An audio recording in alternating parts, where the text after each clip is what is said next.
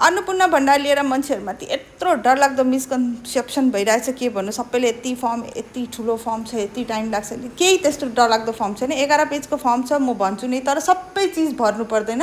तपाईँहरूलाई जसले भराउँदैछ फर्म उनीहरूले बताइदिन्छ के भर्नुपर्छ। त्यस्तो डरलाग्दो के, जस्ट टिक टिक टिक गर्नु छ। अन्त Aadhaar card number, vote card number, PAN card number, यो त नर्मल चिज हो। यो त हामीले त्यो सायद जहिले लक्ष्मी भण्डार भरेको थियो त्यतिखेर नि दिएको थियो, त्यो हामीले आफ्नो मात्रै दिएको थियो। योपालि हस्बेन्ड र नानीको पनि माग्दैछ, त्यति नै हो। त्यति भर्नु कोही ठुलो कुरा होइन कि यो डकुमेन्ट हाम्रोमै त छ, घरमै छ। यस्तो पनि होइन बिडिओ अफिस, पञ्चायत अफिसबाट या अलिपुर कहीँ गएर हामीलाई ल्याउनु छ, त्यस्तो होइन। हाम्रो घरमै चाहिँ यो डकुमेन्ट लिएर जानु छ।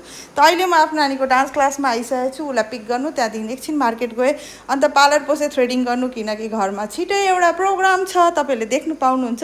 त्यहाँदेखिको अहिले चाहिँ म घर फर्किँदैछु। घर फर्केर त्यो अघि बिहान बनाएको घिउ चाहिँ अलिक जम्मेछ, त मैले त्यसलाई तताएर चाहिँ छान्ने भएको। मेरो भाँडा नै काचाकुचुक भयो। अब के गर्नु नि, त्यस्तै छ। मेरो दिमाग पनि त्यस्तै चल्यो।